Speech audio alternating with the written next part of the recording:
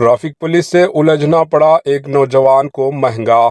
4,000 चालान रहा तो मेरी ही कार को रोकोगे, 5 मिनट में सभी का ट्रांसफर करवाऊंगा कहते हुए ट्रैफिक पुलिस को धमकी देने वाले नौजवान को हैदराबाद पंजागुट्टा ट्रैफिक पुलिस ने गिरफ्तार कर लिया।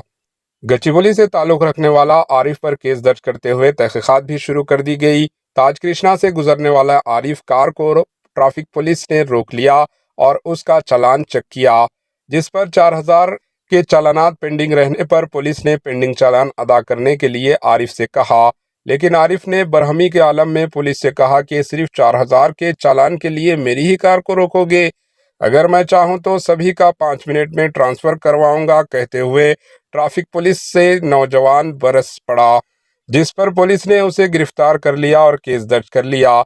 ट्रैफिक पुलिस ने बताया कि उसकी कार को ब्लैक ग्लासेस भी मौजूद है और उस नौजवान के पास ड्राइविंग लाइसेंस भी नहीं था।